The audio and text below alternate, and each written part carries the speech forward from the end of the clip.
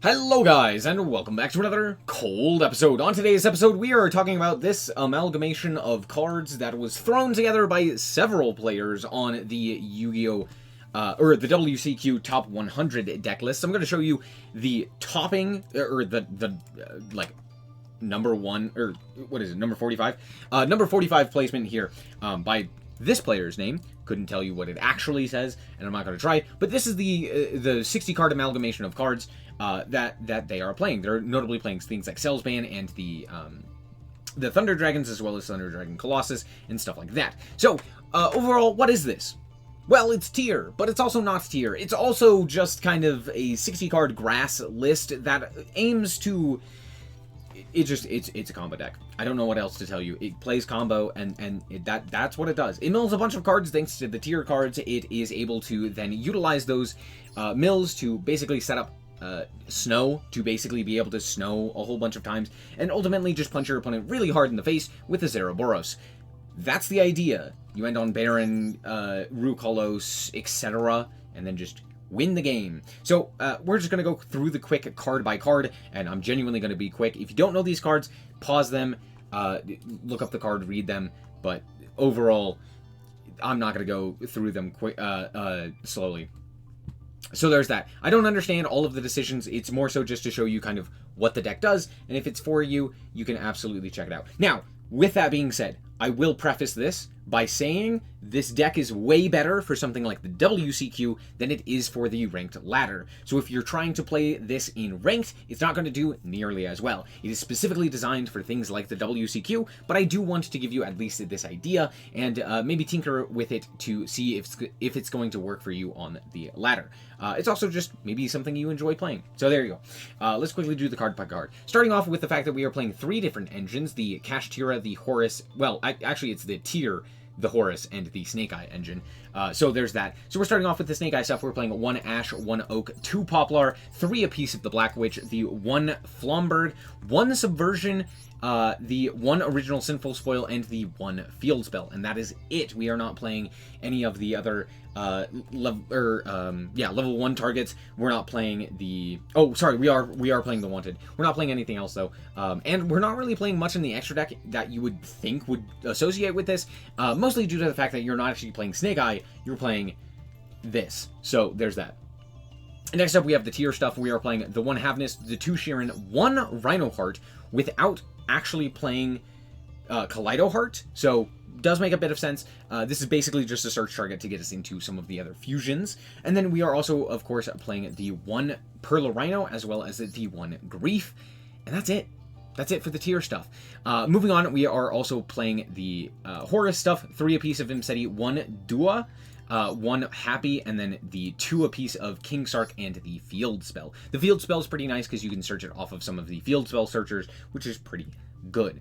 And that is basically it for the engines, and then there's a whole bunch of other synergistic cards. Next up, we have the Crystal Beast stuff. So we're playing the 1 Emerald Tortoise, as well as 3 Rainbow Bridge of Salvation, and this card's just pretty good. It allows you to add the...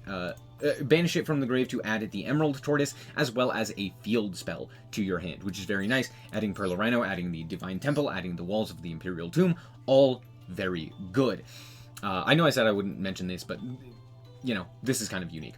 Then we have ourselves the 2 Necroface. We have 1 Zephyros. We're also playing 3 Snow. This deck's rather expensive, but yeah, 3 Snow. 1 apiece of Keldo and Mudora. 1 Destrudo. 1 Fenrir. Oh, I forgot to mention the tier cache that we're also playing, obviously. As for the spells, we are also playing 3 Left Arm Offering, because we are playing 1 Grass. So just getting access to Grass kind of does everything for the deck, so there you go. Being able to, like, go into Necroface as well to potentially banish cards if you get Max Seed, so you can go like Necroface, banish it with Snow, and then banish the rest of your opponent's deck and Snow to basically deck your opponent out. That's one of the options. We also have ourselves the 1-for-1 and Foolish Burial Goods. Now, not every list was playing Foolish Burial Goods, but I figured it was pretty good, and I'd rather play this as opposed to like Jet Synchron or something like that. We're also playing 2 Triple Tactics Talents, as well as the 3 Triple Tactics Thrust.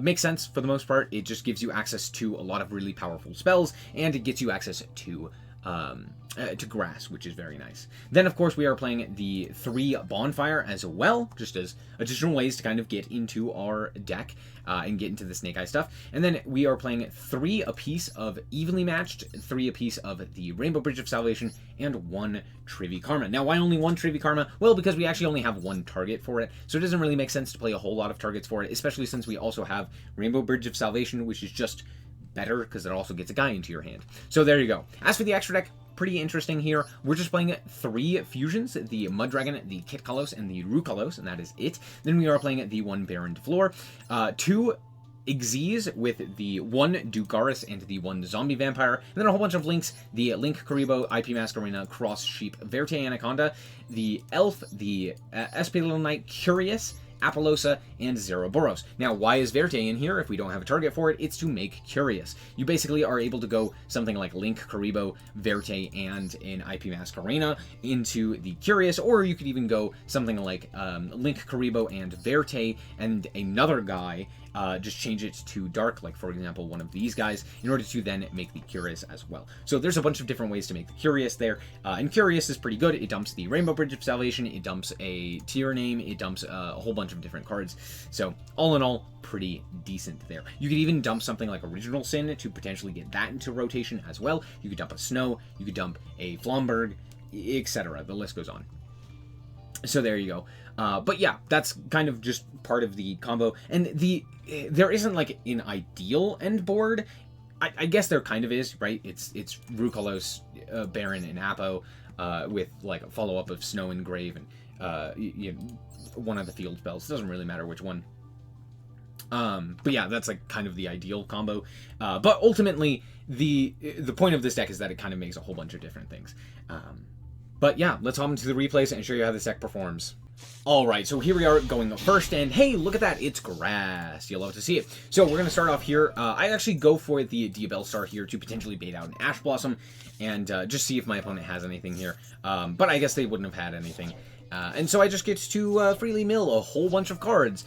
So we hit Havness, we hit the Sheeran, I believe we also hit Kit Kalos, so I'm going to chain all of those, and I also go for the Rainbow Bridge of Salvation as well, just so that we don't accidentally mill our target for it. So there's that. But yeah, grass is pretty cool, and of course we're going to win if we get to resolve grass here. We also drew Poplar and Oak, which is kind of funny, but yeah. So we milled a few cards, and now we're going to shuffle back a few of those in order to go into the Kit Kalos, and then we're going to shuffle back a few more cards in order to go into the Mud Dragon. So there you go. From here, I'm going to activate the effect of the Kit Kalos in order to add back the Havness. Since we have already used the Kit Kalos effect and it's already in the grave, there's no reason for me to grab something else here. And like grabbing Rhino Heart doesn't really do anything since we already used both Havness and Sheeran's effect. Anyway, we're going to go and mill an additional 8, and not the greatest of mills, but that's okay. We're going to go for the Perla Rhino to grab Sheeran, and honestly, realistically, I should have off of Salvation grabbed the Horus field spell. That would have been the most useful here, but this was literally, I believe, my first game with the deck, so a little bit of a mistake. I wasn't entirely certain what to go for here, but we milled the Destrudo, so now we get to go for the Baron here off of the level 4 here with the Mud Dragon. So there you go. So now we have Baron, and we're going to normal summon the Poplar in order to activate its effect and grab up the other field spell. Then we are going to grab the Ash here and add to our hand a Poplar. This is a bit of a mistake for me. Realistically, I should have linked off first and then gone for the Ash effect, because then we could have special summoned the Poplar and gotten that into rotation. But that's fine. We're just going to put into the back row the Flomberg, and then go for the special summon of the Oak. Link off into, I believe, the Cross Sheep here, and then we're going to go for the Oak effect, and this is a bit of a mistake as well. I summon the Poplar, but pitch the Flomberg, and I realistically just shouldn't have done that. But anyway, we bring out the Sheeran, and then I go for Elf. Elf is in a weird spot. I don't know why I don't put it over here. I'm just silly. Anyway, we bounce with Zephyros and then make Dugaris, and at this point I'm literally just clicking buttons. I really don't know what I'm supposed to be doing here, so I just make IP, and it's IP Elf, Baron, and a lot of snow material. That's basically it. It's just cool. I can activate multiple snows, and of course I have them. My opponent goes for the Harpy's Feather Duster. They actually actively chose to go second, and they're playing Gusto. So there's that. This was in Masters, by the way. Like this was Master 5.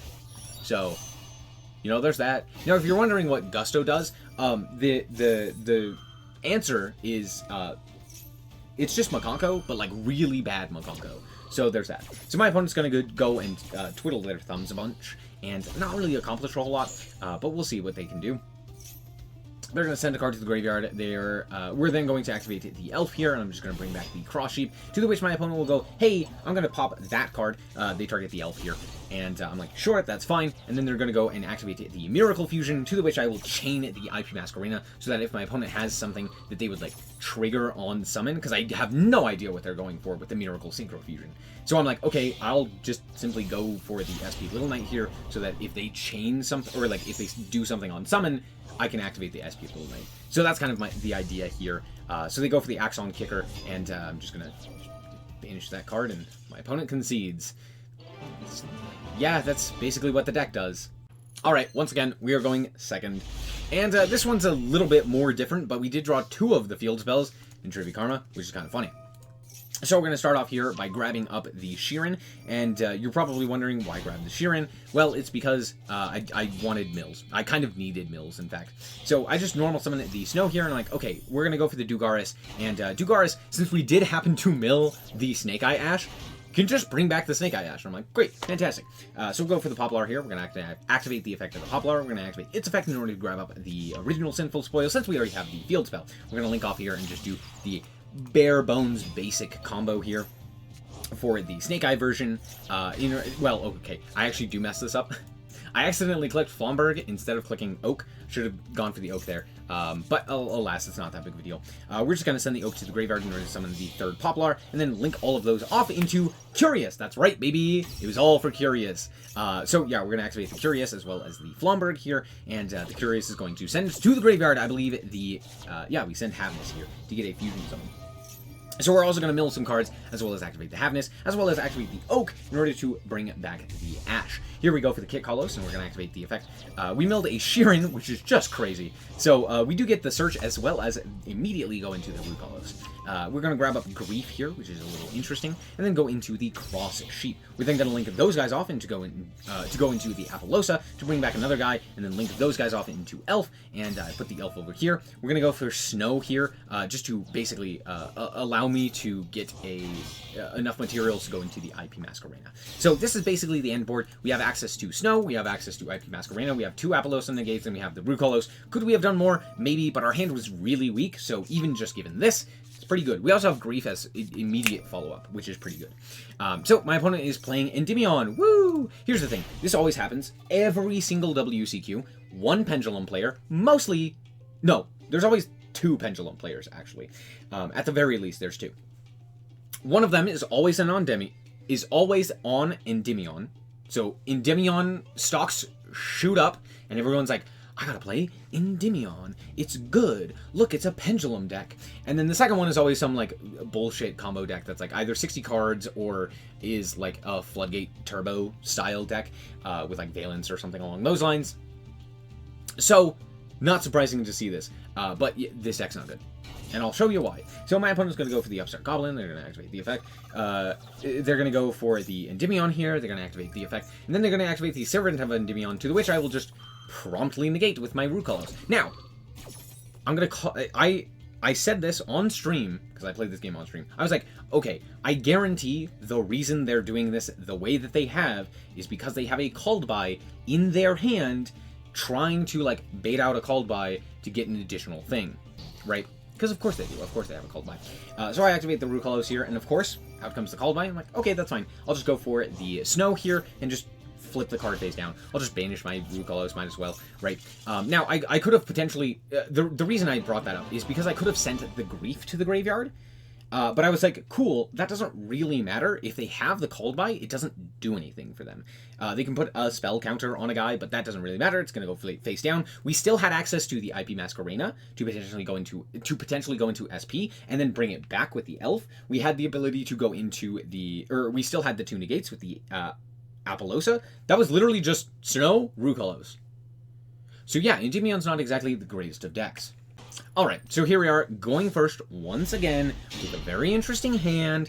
Let's see what we can do, okay? This is basically just tier full combo. So we're going to go and dump the Havness, and my opponent will concede. Good game. Yeah, there's a reason I'm showing you this.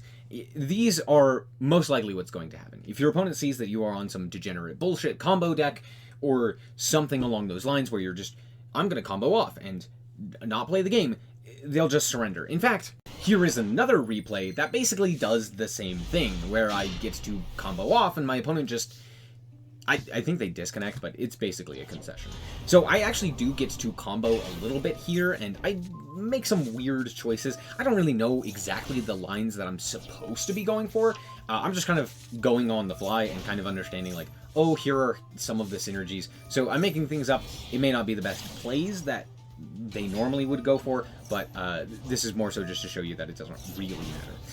So we're going to go for the Oak here, just doing the full Snake Eye line here, the Oak into the last Poplar, and then bring back the two guys. And then we have a whole ton of material, so I'll go for the IP Masquerena, and realistically what I should have done is just go Verte here. If I go Verte and I change one of the attributes into a Dark, because Verte does have an effect, by the way, it does have a second effect, where you could just target a face-up monster and change it to Dark until the end of the turn. So if I did that, I wouldn't have had to go into the IP Masquerena before going into Curious. So I make the Verte here, and then I do the thing that I just said, and then go into Curious. So, oopsie poopsie, but that's fine. We dump the Rainbow Bridge of Salvation, and then we get to mill 3, as well as, of course, we're going to search before the Emerald Tortoise goes to the grave, because of course it would have. We hit a Snow, which is pretty good. That's pretty important for this deck, and I grab a Rhino Heart since I haven't normaled. We're going to go for the King Sark here. We're going to grab up draw the Medora. We're going to pitch the Medora to the graveyard. We're going to pitch the Dua. We're going to pitch the Happy. My opponent concedes or disconnects there. But yeah, I had Rhino Heart. I had the full access to my